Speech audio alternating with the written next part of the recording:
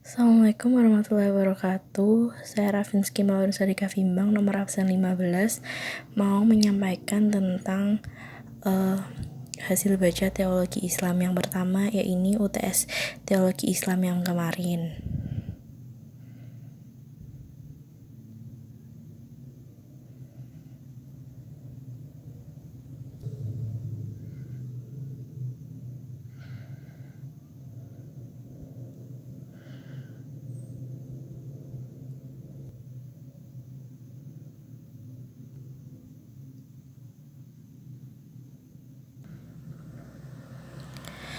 Kemudian bab 7 yaitu akal dan wahyu.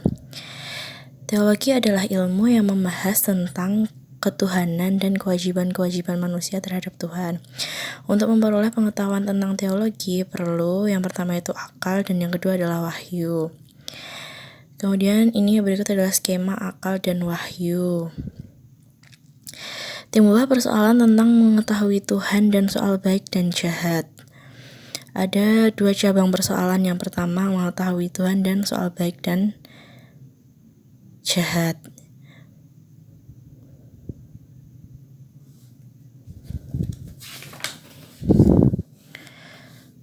Kemudian ada kaum Mu'tazilah, kaum Asy'ariyah. Kemudian juga ada kaum Maturidiyah.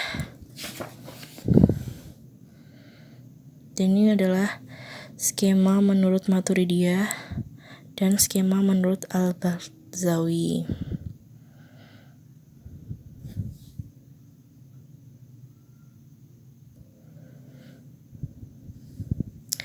Kemudian selanjutnya adalah bab 8, yaitu tentang fungsi wahyu. Wahyu tidak mempunyai fungsi apa-apa dalam masalah keempat yang menjadi kontroversi di teologi Islam pada kaum Mu'tazilah. Mengenai Tuhan, Mu'tazilah berpendapat bahwa Tuhan tidak mempunyai sifat, namun mereka menyebut dengan esensi Tuhan. Menurut mereka, sifat Tuhan dapat diketahui seperti mendengar dan melihat. Kemudian bisa dilihat di sini.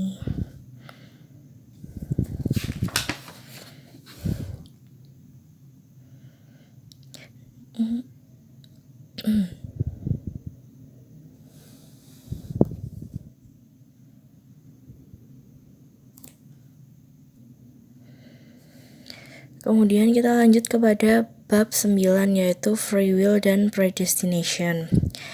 Kaum Mu'tazilah berpendapat manusia mempunyai daya besar dan bebas, pasti menganut paham qadariyah atau free will. Al-Jubai berpendapat manusia menciptakan perbuatannya sendiri baik dan buruk. Maka timbul pertanyaan, daya manusia atau daya Tuhan yang mewujudkan perbuatan manusia dalam paham Mu'tazilah. Lalu, apakah Tuhan memiliki bagian dalam perwujudan perbuatan manusia? Nah, bagi golongan Maturidiyah, perbuatan manusia adalah juga ciptaan Tuhan. Perbuatan Tuhan adalah penciptaan daya dalam diri manusia, dan pemakaian daya itu sendiri merupakan perbuatan manusia. Kemudian manusia diberi hukuman atas kesalahan pemakaian daya dan diberi upah atas pemakaian daya yang besar. Nah, aliran Maturidiyah merupakan ada golongan Samarkand maupun Bukhara, berpendapat bahwa kemauan manusia adalah sebenarnya kemauan Tuhan. Kemudian lanjut kepada bab 10 mengenai kekuasaan dan kehendak mutlak Tuhan. Nah, di sini ada beberapa perbedaan paham. Yang pertama, menurut mereka yang berpendapat akal punya daya lebih besar bahwa kekuasaan dan kehendak Tuhan pada hakikatnya tidak lagi bersifat mutlak semutlak-mutlaknya. Menurut mereka yang berpendapat sebaliknya bahwa kekuasaan dan kehendak Tuhan tetap bersifat mutlak. Nah, yang pertama adalah ada kaum Asy'ariyah.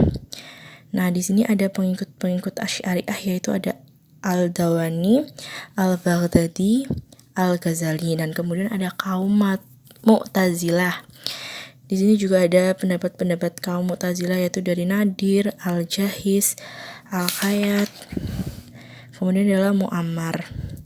Nah, kemudian ada kaum Maturidiyah Bukhara. Ada juga kaum Maturidiyah Samarkand. Kemudian lanjut kepada bab 11, yaitu keadilan Tuhan. Keadilan Tuhan bersinggungan dengan kekuasaan mutlak Tuhan. Menurut kaum Mu'tazilah yang meninjau perkara ini dari sudut rasio dan kepentingan manusia, beranggapan bahwa manusia mempunyai akal sempurna dalam perbuatannya. Kemudian di sini ada kaum Asy'ariyah menolak paham Mu'tazilah di atas. Menurutnya Tuhan tidak mempunyai tujuan. Kaum ini yang meninjau wujud dari sudut kekuasaan dan kehendak mutlak Tuhan.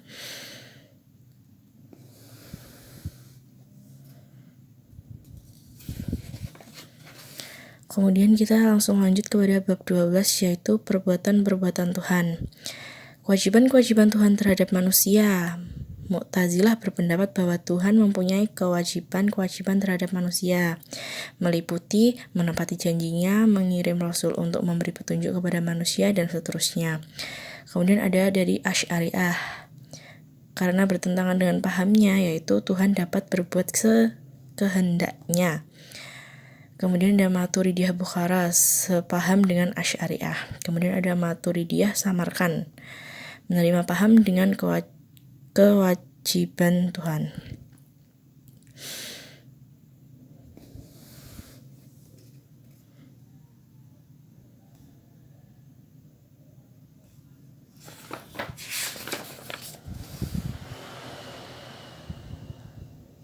Kemudian di sini bisa dilihat ada tabelnya tentang wajib dan tidak wajibnya. Kemudian kita langsung lanjut kepada bab 13, yaitu tentang sifat-sifat Tuhan. Sifat Tuhan pada umumnya, menurut Mu'tazilah, Tuhan tidak mempunyai sifat. Menurut Asy'ariyah, Tuhan mempunyai sifat. Menurut Maturidiyah Bukhara, Tuhan mempunyai sifat. Dan menurut Maturidiyah Samarkand, sifat bukanlah Tuhan, tetapi bagian dari Tuhan. Nah, kemudian ada juga antropomorfisme, yaitu Tuhan mempunyai sifat jasmani sama dengan makhluknya.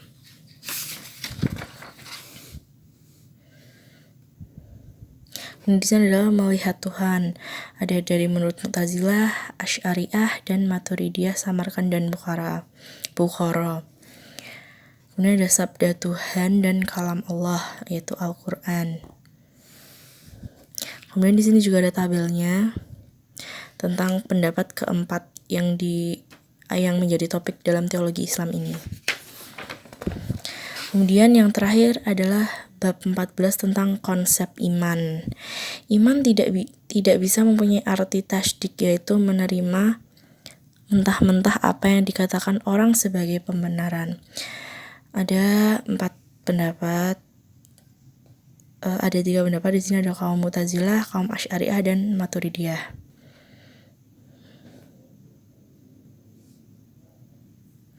Sekian video hasil baca saya. Terima kasih. Wassalamualaikum warahmatullahi wabarakatuh.